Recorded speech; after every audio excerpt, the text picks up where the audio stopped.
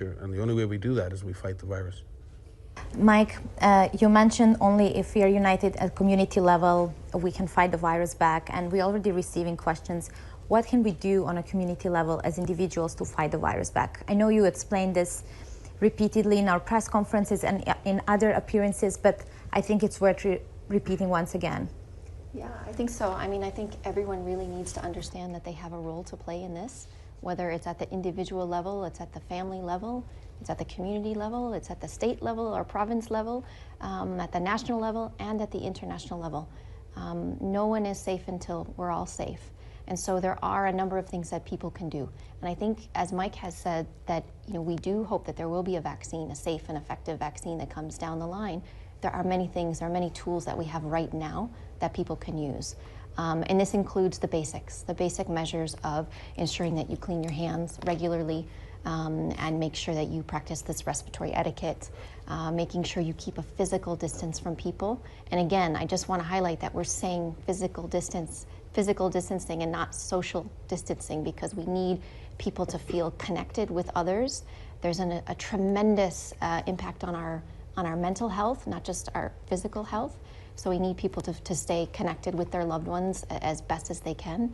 It includes wearing a mask when being asked to wear a mask. It includes staying home if you're asked. It includes, seeking medical care and calling those hotlines that are put in place, doing your part. And I think that national governments, have put out recommendations, and it's very important that people follow those recommendations. And I think lastly, most importantly, is keep yourself informed. This situation is changing and it's evolving constantly, and we need to make sure that we follow the information, especially about where this virus is, because that will help us determine the types of decisions that we make on a daily basis to minimize our own risk of getting infected and perhaps passing it on to a loved one. Through children, it may find the child then that's less immune or has some compromise and could cause a more severe infection. Or it can also be brought home to vulnerable grandparents or others. So the way I would see it is that when you have intense transmission at the community level, then we have to be careful about schools. But also we have to also recognize that education is hugely important. And there are environments in the world where being at school is a safer place to be. Given the social conditions and there are many schools that act as very important points of nutrition for children. There are points of safety for children in areas that are not necessarily as safe socially for kids. So schools don't just function as sites of education. They're very important centers within our societies and within our communities. So we have to do everything possible to bring our children back to school. And the most effective thing we can do is to stop the disease in the community. Because if we control the disease in the community, we can open the schools. So we need to focus again back on controlling the disease at the community level. And younger people have a huge part to play in this. This is not, and I hope we're speaking to many younger people and younger adults out there.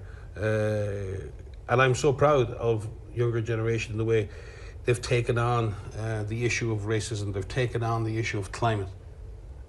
We need a young generation that's willing to take action for a better future, take control of our society, take control of our future.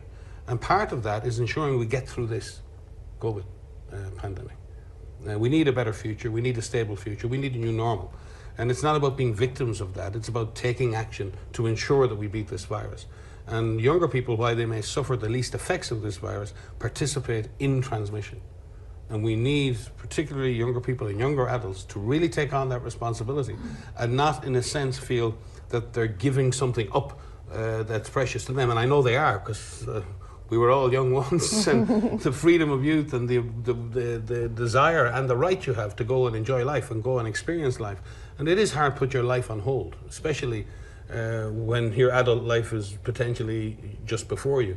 So I think I would love to see the same energy and the same commitment and the same activism that I can see going into other aspects of our future really commit themselves to getting rid of this disease.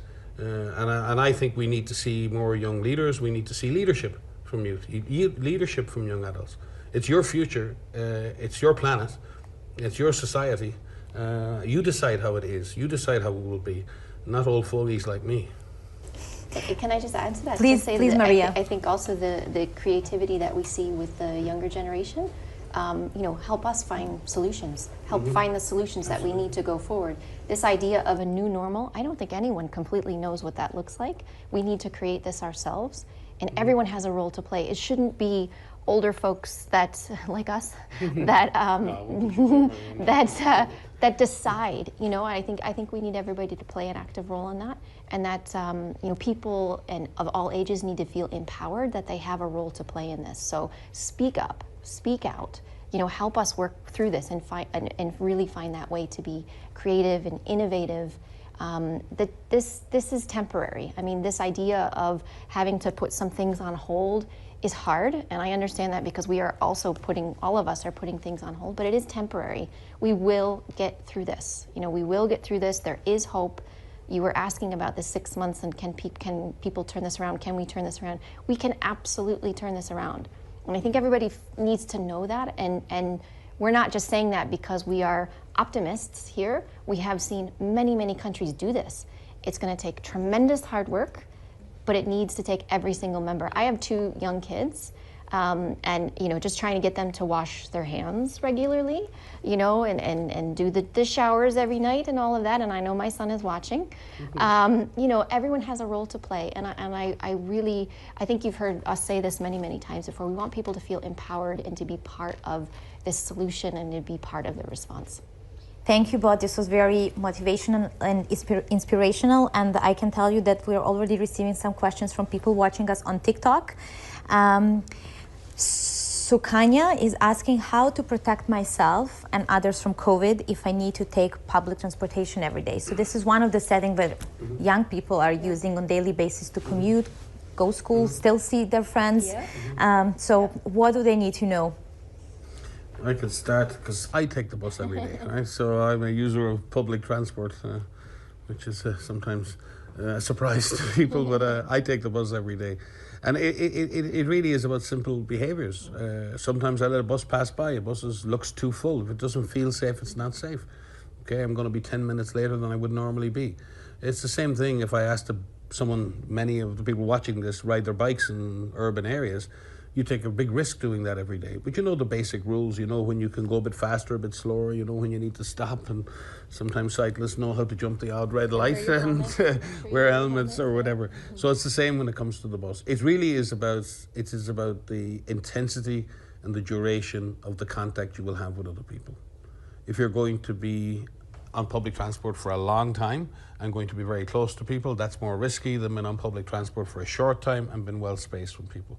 So the number of people or the density of people in the environment and the period of time you spend in it is the risk. Then you can reduce that risk by not getting on that bus, or if you do get on that bus, finding the area of the bus that's least crowded. It might be furthest from the door. It's about simple techniques. Sometimes the buses, you have to press the button to open the door when you get on the bus. Well, your finger has just touched something. Sometimes you use your elbow to do that. Unfortunately, some of the buses here in Geneva don't react to an elbow, and only react to the touch of a finger.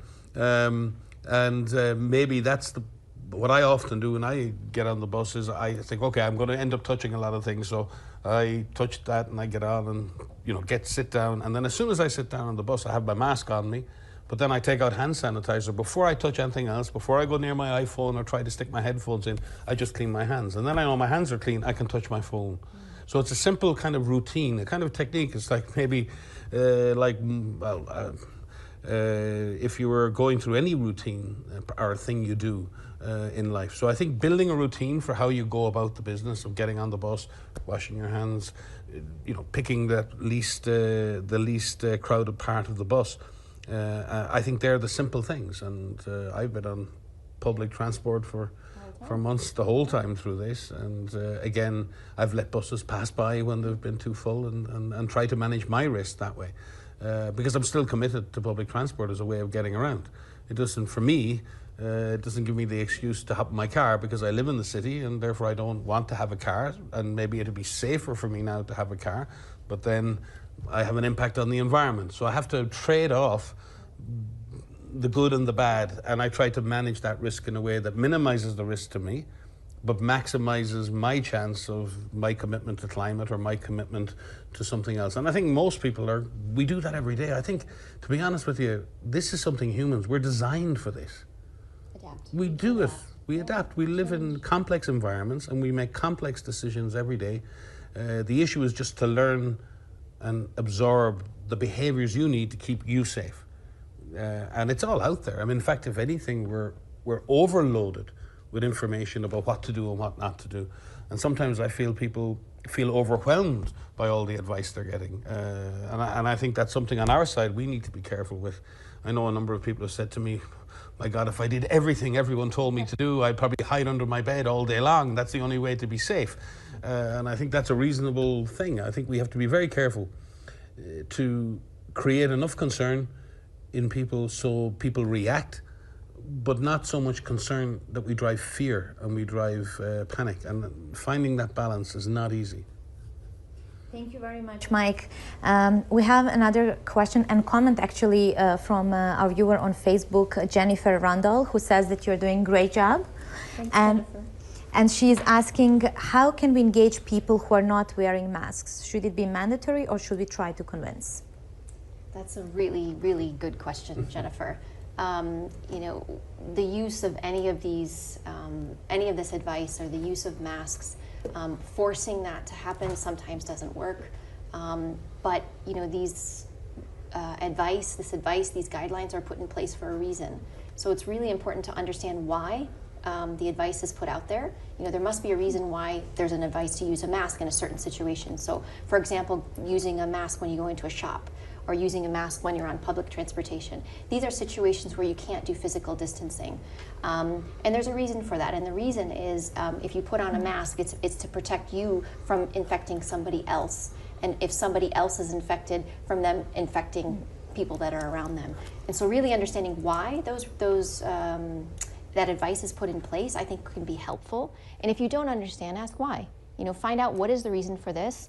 Why are these items being told to us, and then see what it is. You know, okay, maybe it's inconvenient, maybe it's a little bit uncomfortable. I have to say, putting on a mask is not the most comfortable, but it's something that you can do. Again, this is temporary. You know, this is something that you play your part in, and if that can help prevent transmission, then please do that. Thank you, Maria. Can I just maybe Please. add to that, because I think it's a key point. Because we see this in other parts of our lives. I mean, social norms and what we do is part of the norms of our society, what we expect of ourselves and our community expects of us. It is always a mixture of your acceptance to do that. In other words, I think that's a smart thing to do. I will do it, which is my acceptance of that behavior. And then there's also the deterrent of someone says you can't do that and there'll be a punishment if you do that. Yeah. We do this all the time. Seatbelts in cars, baby seats in cars, drink driving rules. There's an element of social. I mean, if I get in a car with my 3-year-old or my 4-year-old kid and I stick them on the back seat and don't put a seatbelt on, I'm breaking the law, but I'm also breaking a social norm.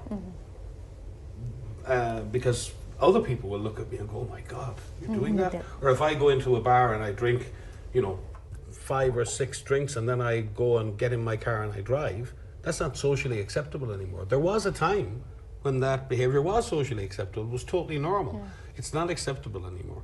And the way we got there was a mixture of deterrence, rules that said you can't do this, but also a change in the way our attitude to that. And I think both are important, the role of acceptance and trust rather than the role of enforcement. Because enforcement does not, behavior that changes because of acceptance can sustain itself for a long time. Behavior that is not, it's not the same. It's not sustainable because you keep having to apply the enforcement. So it's much better if it's through trust and if it's through acceptance that we change any of our behaviors, because it's a more sustainable way for us to change. But we have to also accept that in certain situations, enforcement may be needed. But again, when a rule is enforced, it can be enforced in a number of different ways. It can be enforced through people pointing out to people that you're doing something that's not acceptable, and it can be done through warnings, it can be done through trying to convince people. And I've seen a number of authorities doing that, where they don't have punishments for people, but they point out to people that you're doing something that's not allowed. So I think you can build that up. But we have to be very, very careful in all of this to remember that human rights are important in the center of this. We are members of a community and a society, but we're also individuals, and we're free to express our individual views, and we're free to carry out our individual behaviors, as long as those behaviors don't impact on the well-being of others. And I think that's the contract we have in society.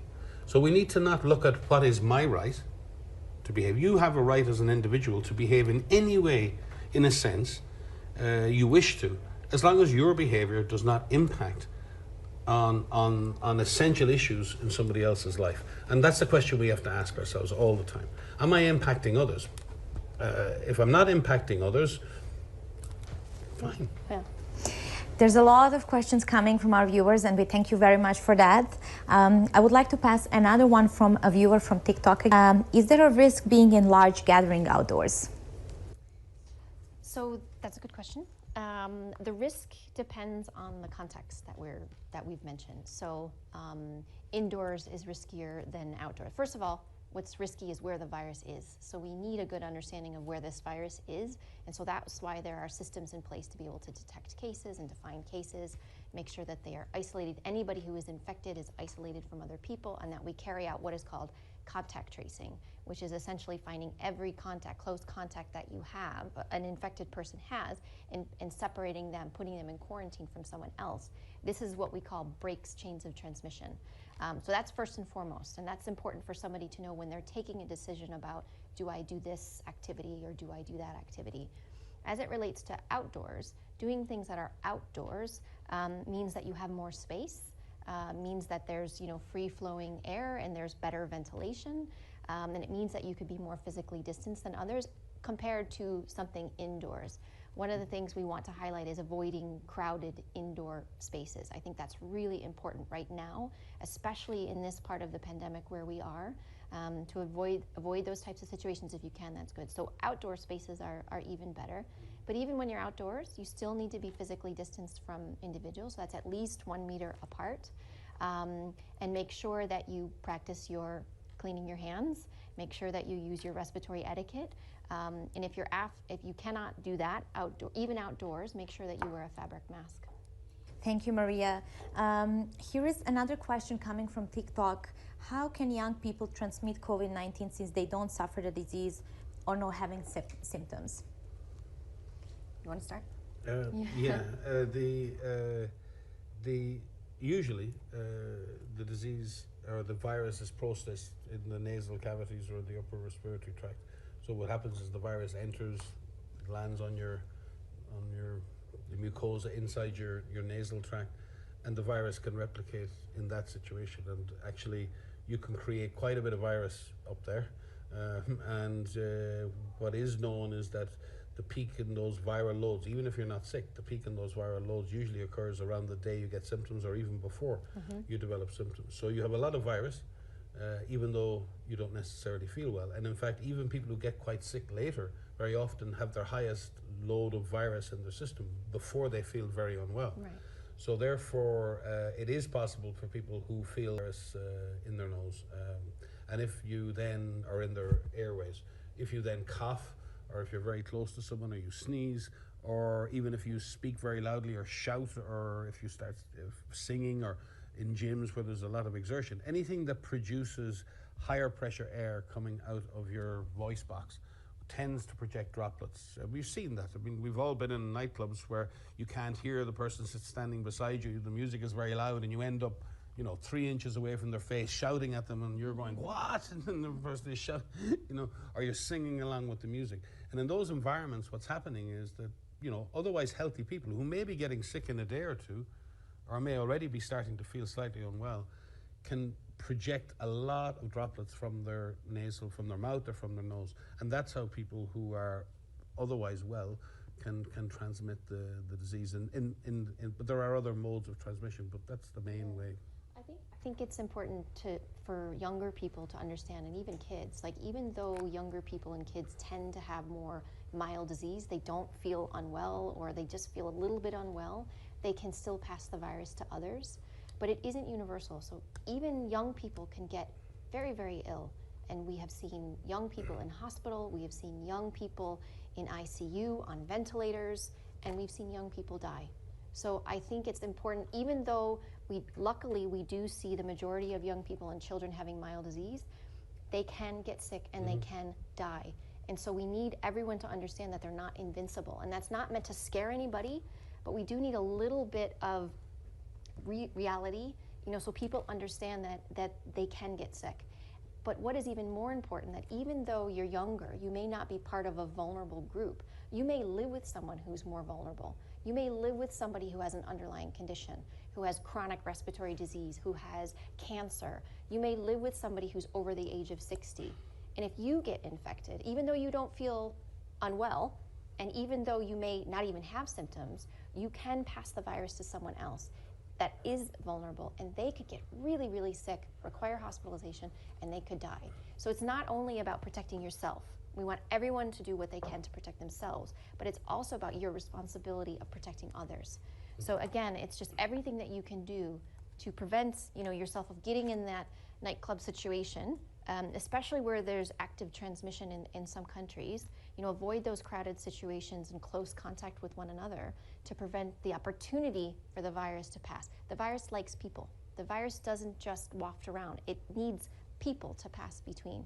So if we give it that opportunity, it will pass between people. And again, on that, even though younger people certainly don't have the same mortality or death rate, what's clearly becoming apparent is that a good proportion of people who develop moderate illness have long-term issues with fatigue, with exercise tolerance, with lung function and other things. And I mean, the essence here is that the virus causes the air sacs in your lung to become inflamed, but it also causes, in many cases, the blood vessels around those air sacs to become inflamed. And what you have is this really sort of inflammatory process that goes on in the air sacs and in those small blood vessels.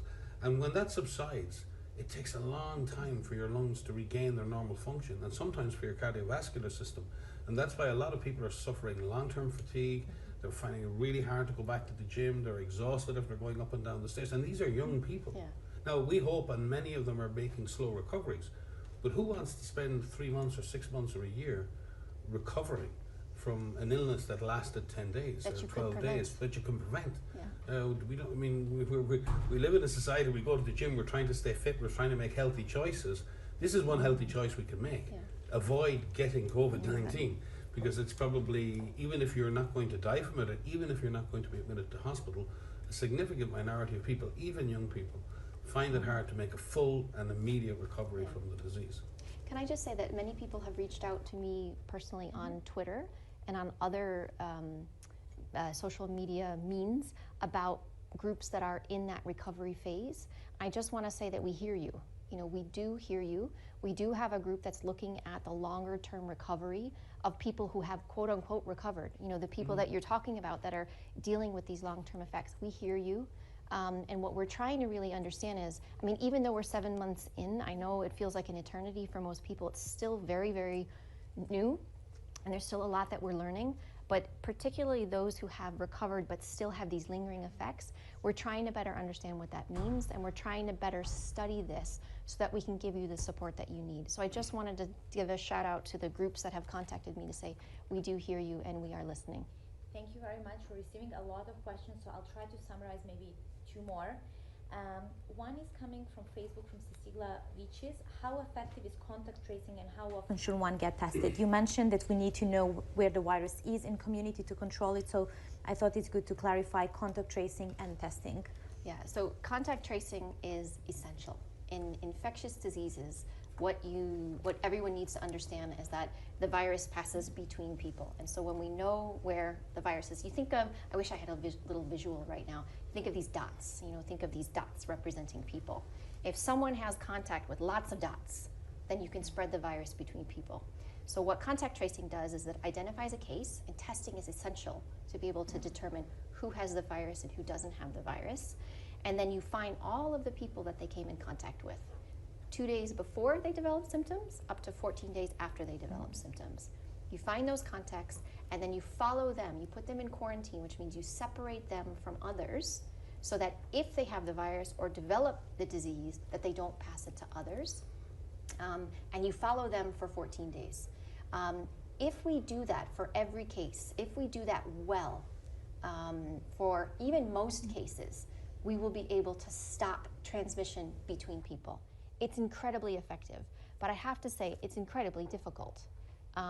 But it is possible, and there are so many people now that are trained to do contact tracing. And one of the things I'm really encouraged by are many countries, high income, low income, north, south, east, west, rural, urban, that are building up this workforce of contact tracers, which are people who are what we call these shoe leather epidemiologists, which basically means people on the ground who are helping to find all those contacts, support those contacts through the quarantine period, and making sure that we break these chains of transmission. Maybe you want to... No, I think that's pretty good. On the testing thing, and sometimes we get a bit distracted by the whole testing, number of people we test. It's not so much about the absolute number of people that are tested. It's really about who is tested. We really have to focus on testing suspected cases first. Just because you're having a test every 3 days when you're well doesn't necessarily mean anything. What we really need to do is focus and prioritize testing for those who need testing. And that is people who are developing the illness or unwell, or people who are contacts who develop a fever. The more important issue in this is how efficient is the testing process. Are we testing people quickly? So it makes a difference. Little point having a test if I have the test today and I get the results in 10 days' time, because by that point I'll have spread the disease to another group and they'll have spread it to somebody else. So it's about the speed and efficiency of testing, and it's about the percentage positive. When we hear people talk about this, I much more look at, if we take my own country, Ireland, only 0.25% of people tested are positive as of yesterday. That means a very small proportion of people are testing positive, which means you're having to test many people to find a positive case, which means you're almost over testing, but it means you're not missing anything. There are other places in which the testing positivity rate is 40%. Yeah. Somewhere like Afghanistan right now is 40%, which means 4 out of 10 people tested, 40 out of 100 tested are positive, which means we're missing lots and lots and lots of cases. So when you look critically at testing, don't just look at the number of people tested in your country by day.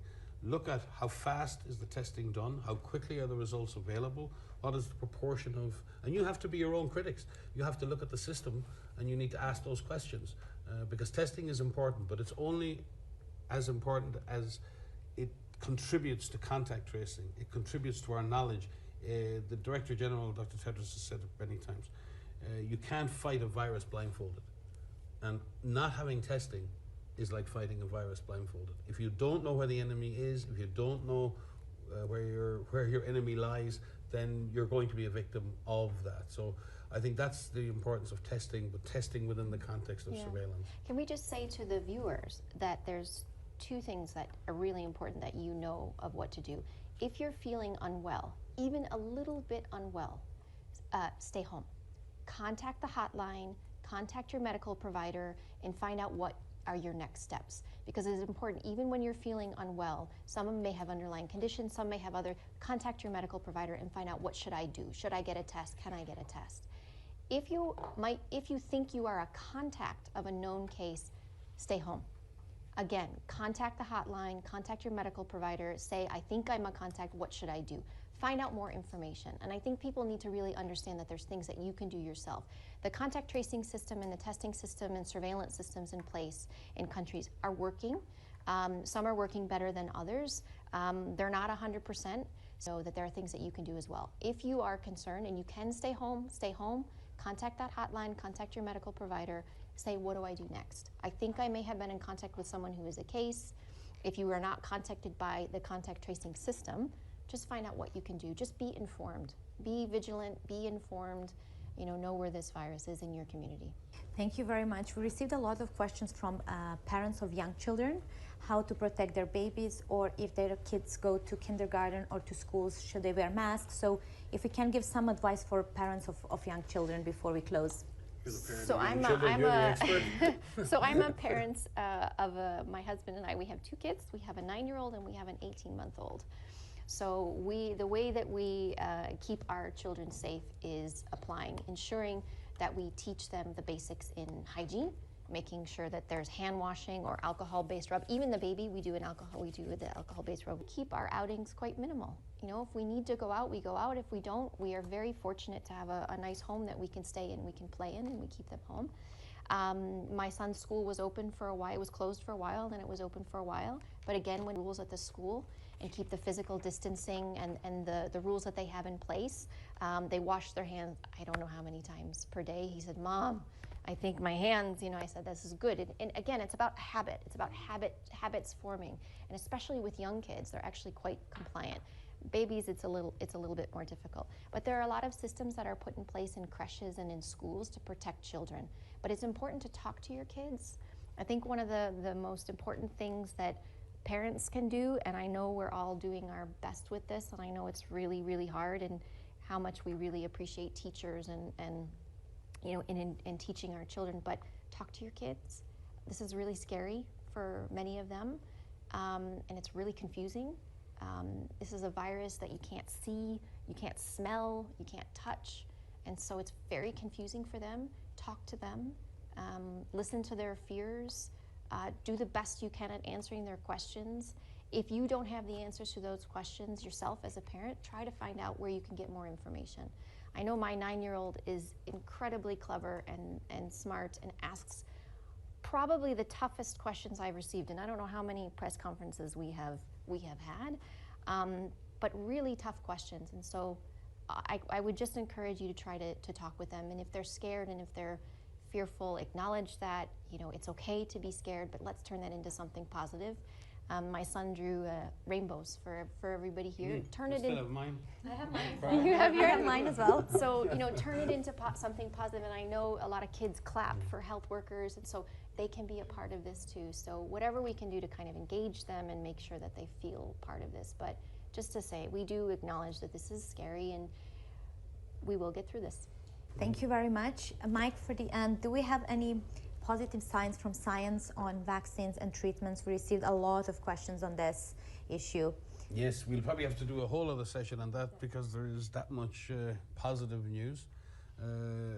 I think increasingly we're seeing more vaccines move into what we call phase 3 trials, which are real world trials. That means when we give the vaccine to people in the community and we see if it protects them from the virus that's spreading in their communities.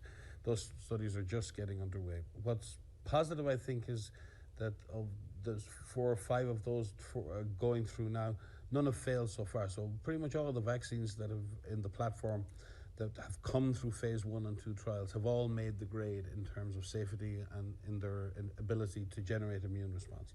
So we're not seeing a lot, because very often in vaccine development you lose 1 or 2 along the way and you're hoping to keep a number of candidates right through to the end. So we're making good progress. We're not losing candidates right now. The real world trials are very different, and we really thank those people out there. Particularly, again, it's mainly 18 to 55-year-olds who are volunteering for the studies, because they're hugely important studies, and people are stepping forward and saying, yes, I want to be part of this study. And that's a massive contribution to the whole world. People who are doing that for drug trials, they're doing that for vaccine studies.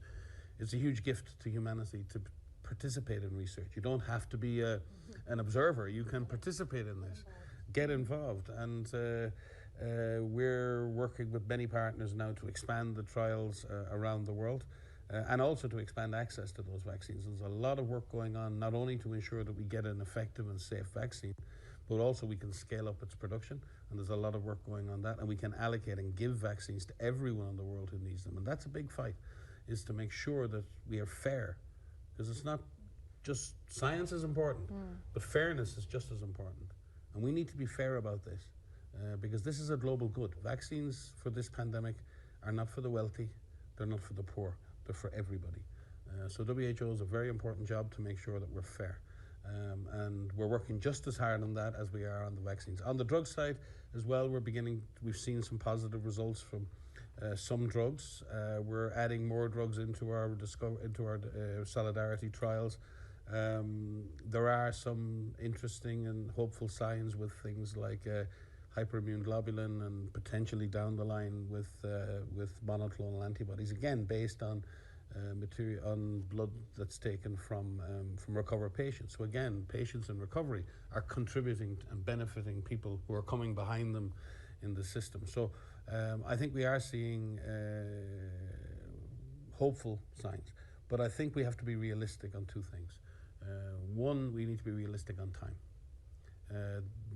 Realistically, vaccines, no matter how fast we push, we have to make sure these vaccines are safe and that they're effective. And that takes its own time. And we're speeding that up as much as possible. But we're not in any way going to cut corners on safety. We have to be able to look ourselves in the eyes, and we have to be able to look at our communities and assure them that we have taken every precaution to make sure these vaccines are safe and effective before we go giving them to general populations. In order to make that happen, we can shorten that time, but realistically it's going to be the first part of next year before we start seeing people getting vaccinated. That's the first sort of issue. Second issue is vaccines are never 100% effective. They generate immunity in most people. For some vaccines, it's only some people. For some vaccines, like measles, they're highly effective and 95% of people are protected. We don't know where we are with this. So we're going to have to wait and see how effective the vaccine is going to be and how long will the protection last. So the idea that we're going to have a vaccine in 2 or 3 months and then all of a sudden this virus is going to go away, I would love to be here saying that to you, but that's just not realistic. And it's really important that we're realistic in our expectations. We have to push and get the best vaccines we can, get the best treatments we can, but we also need to be realistic and we need to do what we can now. And Maria said it, there's so much we can do now. And it'll be so much easier to get rid of this virus using vaccine if we've already suppressed it. Because it's easier to beat an opponent when you've already exhausted your opponent, and we need to exhaust this virus. We need to push the virus out of our communities, and then using vaccine will be much easier for us to be effective in the use of that vaccine. So we need to work as hard as we can now to continue the fight against the virus, work as hard as we can to develop the vaccines, and then bring the two together to finish this thing off, I hope. I thank you very much. I thank all our viewers from all parts of the world. I'm not going to list the countries, it's a long list. Oh, good. I thank Mike and Maria, and please watch us next week. We'll inform you about the time. Thank you very much and have a good day. And stay safe.